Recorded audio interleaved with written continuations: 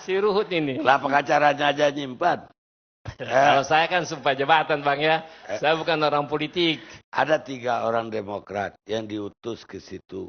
Ya. Salah satu minggu lalu hadir, Sultan Iya, Batu Pak Gana. Sultan yang pulang ketawa-ketawa, senang kan? Nah, kenapa senang? Bang Karnes sendiri yang jawab. Kenapa sedang? Iya. Enggak, Udahlah. mereka ketemu kan? Mereka ketemu kan? Iya, kalau makan kue enak kita senang lah. Iya. Saya bilang makan kue Bang ya, bukan apa-apa. Dikasih Udahlah, meset untuk kuenya boleh dibawa pulang. Makin mau sekaligus dibikin kayak ikan ini, dipancing terus sama Bang Karni Bukan. ini. Iya, kan orang kalau bertamu habis makan kue kunduri kan dapat beset pulang. Ya. Apa maksud Pak Kaligis dapat beset pulang? Tanyalah sama Pak Sultan, jangan Ya, saya. Ini ya, kan kenapa bukan ketawa-ketawa? berita acara konfrontasi Bang ini. Tanya Pak Sultan aja. Saya yakin Pak Kaligis itu sudah punya daftar siapa saja yang kebagian di Republik ini. Ini kata-katanya pasal 166 KUHP tidak bisa memajukan pertanyaan yang memancing. Iya, satu. Coba baca pasal 166 KUHP. Baru di Jakarta Lawyers Club saya sudah dikasih pertanyaan memancing. Apalagi nanti di pengadilan, Bang. Sebetulnya yang memancing itu Pak Kaligis mengatakan kalau semua pengakuan Nazarudin dibuka, rubuh negara ini. Jadi kita kepancing untuk tahu apa itu. Iya, itu begini Bang. Saya cuma quote. Itu kan 166 kan bukan saya, undang-undang yang mengatakan Bang. KUHP yang mengatakan kan. Itu kan hukum acara pidana. Iya, Bang. Jakarta Lawyers kan bukan persidangan pidana. Benar, tapi namanya law. Kan law itu kan undang-undang, material atau formil, itu Bang. Law itu. Iya, law. Kecuali ganti. Iya. Iya, kalau ada katanya teman saya Bambang namanya Bimbang sekarang. Ah, itu mah nggak benar juga itu. Mas, itu ada caranya kan itu. Oh, iya. Pak Kaligis, kapan lagi mau ketemu dia? Sebenarnya kalau rahasia ya, seminggu 3 kali saya ke sana, Bang. Seminggu 3 kali. Tapi berangkatnya sore, besoknya saya pulang lagi. Bisa nggak kita ngobrol sama dia lewat telepon sekarang? Untuk sementara begini, ini perjanjian saya sama dia. Yang boleh ke sana Bang Karni, kita bebas. Bang Karni duduk di kantor pengacara itu, lihat dia semua dia punya pernyataan itu aja. Bang Karni setuju nggak begitu? Setuju banget. Oke. Kalau perlu malam ini kita ketemu. Makanya kalau setuju jangan tanya-tanya lagi dong. Aduh, saya capek ini. Ini kan acara kita udah buka. Ya, Ada nggak yang kebagian di luar Partai Demokrat? Karena saya pikir badai ini tidak hanya Demokrat yang kena. Mancing lagi, aduh, mancing. Tanyalah sama beliau. Bukan. Kalau ditanya Partai Demokrat pasti jawabnya serempak kayak kor. Tidak ada, ya udah selesai. Bukan. Kita nggak adil diskusi Jakarta Lawyers kalau aja bilang badai di Partai Demokrat. Saya nggak bilang itu, dia tambah. Saya bilang negara ini bisa runtuh, tapi ditambah toh badai di Partai Demokrat. Coba dipelintir lagi kata-kata saya. Nggak bisa Bang. Saya kan masih belum pikun Bang. Kalau negara runtuh, berarti tidak hanya Partai Demokrat yang runtuh, partai lain juga runtuh. Loh, kan Partai Demokrat selalu di atas. Negara runtuh tapi Demokrat selalu melayang-layang di atas. Bagaimana bisa runtuh kalau begitu? Iya kan runtuh kalau di atas tanah ya. Bagaimana Ruth? Waktu itu Amir bilang ada 13 miliar setahun dari Nazarudin ke Partai Demokrat. Yang benar berapa? Abang dengar siapa Bang? Waktu itu di Jakarta Lawyers, Amir Subsidi. Siapa? Amir. Tanya sama Amir, jangan tanya sama Kaligis dong. Bukan, Kaligis tahunya berapa, mungkin lebih. Saya tahu tapi saya belum mau bilang Bang, itu aja. Oh begitu. Iya Bang. Jadi memang daftarnya udah ada di tangan. Kita ini beberapa pengacara di sana kan. Ini pun ini ya Bang, dilihat Bang Kalisan saya kira TV One. Pasti dipantau. Jadi besok nanti atau ntar malam, saya dengan W katakan, at least ya, you explain in front of Karni Ilyas. Saya bilang, the point is not, the content of the statement, but only kulit-kulitnya itu aja. Pak Kaligis kenal dia udah berapa lama? Sama siapa? Sama Nazarudin. Tanggal 16 Bang. Baru kenal? Ya. Langsung ngasih jadi kuasa? Ya. Hebat banget. Saya nggak tahu itu Bang. Tanya itu kepada Tuhan Yang Maha Kuasa. Kebaikan beliau itu bukan saya Bang.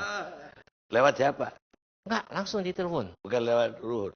Enggak, kebetulan enggak mungkin bisikan Ruhut Bang kali Bang. Saya nggak tahu tanya sama Bang Ruhut. Baik, nanti saya terusin ke Pak Kaligis, saya ke Ruhut dulu. Benar tuh yang diceritain oleh Kaligis semua.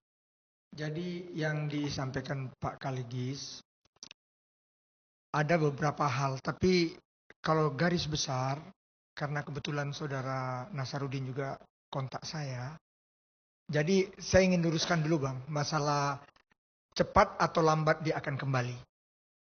Jadi waktu itu dia katakan Bang, Nasarudin ini seminggu 2-3 kali minimal telepon saya. Kalau dia 3 kali seminggu ketemu.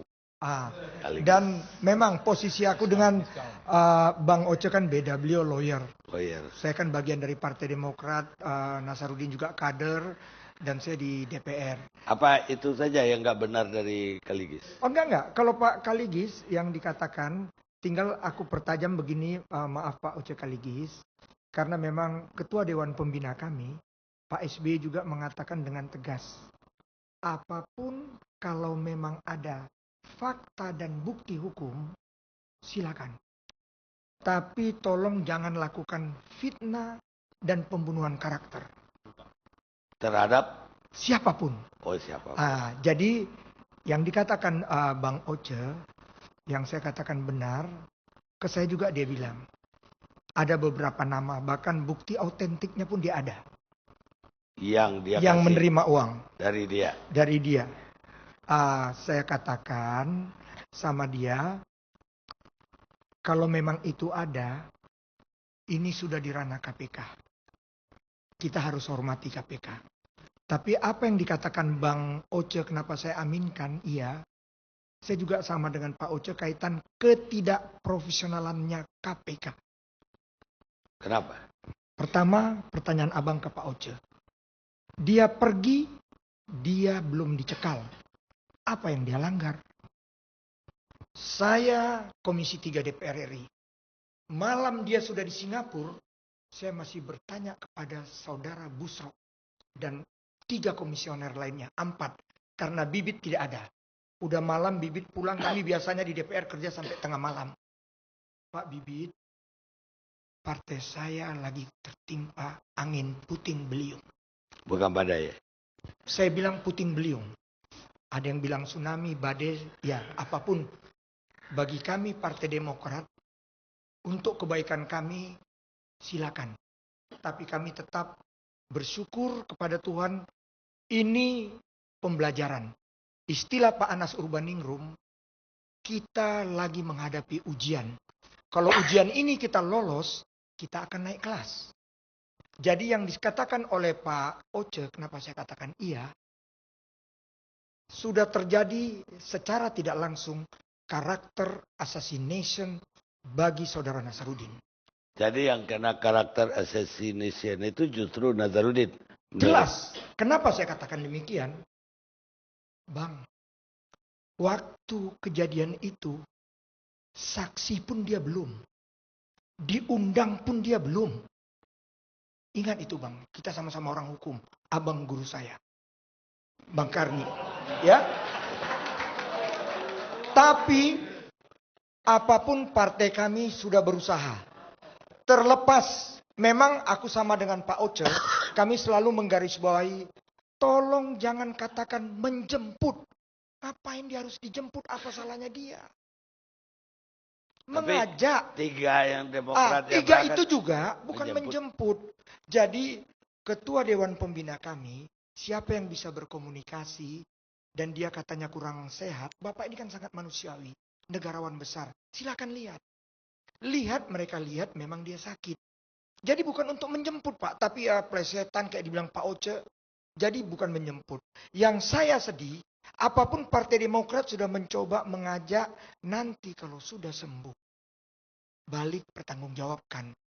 Tapi bayangkan, Pak Busro tidak profesional. Tanpa dibantu Partai Demokrat, tersangka kami jemput paksa. Tersangka Terpidana pun banyak di Singapura sampai sekarang tidak bisa datang. Tolong, ini yang saya bilang tidak profesional. Belum lagi, apa kami tidak sakit itu? Kata-kata itu, walaupun sekarang Pak Busro ibarat sudah meludah, menjilat ludahnya kembali. Kami mohon bantuan Partai Demokrat. Apa? Nggak usah dia minta tolong, saya tiap komunikasi menangis. Tanya Nasarudin. Sahabat saya Nasar, partai kita polling sekarang lagi turun. Salah satu katanya karena kau tolong balik. Dia saya mesti percaya. Insya Allah saya akan balik bang. Saya ada 10 penyumbatan. Tapi sekarang udah terapi bang. Tapi ketemu di rumah sama Kaligis. Iya di Singapura. Saya juga saya tahu semua tempatnya pak. Kami sama Pak Oce dan saya berterima kasih sama Pak Oce. Jadi dia cerita, bang kenapa saya pakai, kan abang tanya nih. Ya biar terang benderang. Pak Nasar kamu dengan Pak Oce. Oh iya bang. Karena Pak Oce bilang masih bersyukur ada Ruhut. Terima kasih Pak Oce. Teman kamu yang masih objektif. Jadi abang, kita ngomong ini, Metro TV ngomong ini, koran, internet, dia semua nonton bang. Dia nonton, dia tahu bang. Oh enggak, TV One kan ini kita, Bang Karni, owner dan pembawa acara. Sebelum kita break, kenapa Ketua Umum Partai Demokrat tidak pernah mau menjelaskan persoalan ini ke publik? Begini Bang, Pak SBY dengan tegas. Karena begini, kan kalau kami ngomong, kan kayak kami membela bang, kan nggak baik. Bukan mengklarifikasi, kan dia punya konstituen. Dia harus menjelaskan ke publik apa yang terjadi. Puting beliung ini apa. Ini bang, jadi begini, bagus, aku senang terima kasih Bang Karni, pertanyaan yang tegas ini. Jadi begini bang, awal kejadian ini, Pak Anas Urbaningrum menegaskan, semua cukup Bang Ruhut yang bicara. Cukup Bang Ruhut. Baik pemirsa, kita istirahat sejenak.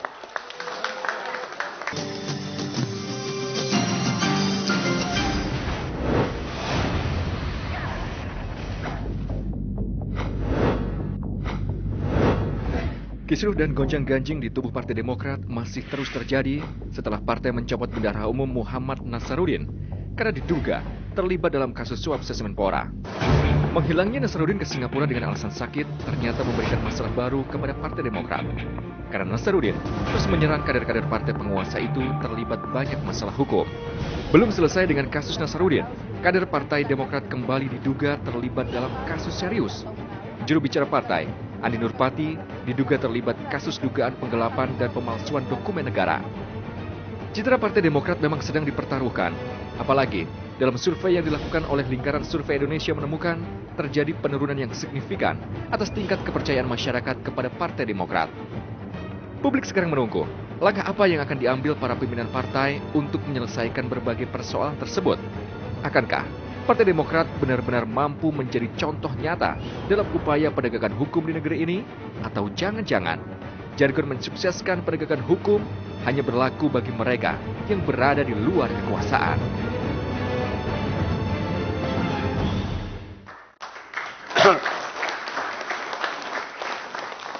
Pemirsa, kita masih bersama Jakarta Lawyers Club. Borot. Jadi yang dapat mandat untuk bicara ke publik, Borot. Jadi ini benar apa yang dikatakan Pak Oce. Kan terus terang saja, Pak SBY dengan tegas dan juga sekjen kami hormati ajas praduga tak bersalah. Tiba-tiba saya nggak usah bilang, kader kami menyatakan dia akan dipecat. Bayangkan Pak, kaitan etika memang dia dipecat, tapi setelah kader itu ngomong 2 minggu kemudian Pak, apa dia tidak tersinggung Pak? Udah itu, beberapa statement KPK. Belum lagi beberapa sahabat-sahabat dia di dalam partai. Ini yang membuat dia gimana? Itu yang saya katakan. Saya bangga lihat ketua umum. Cukup. Biar Ruhut aja yang ngomong. Tapi semua berebut ngomong.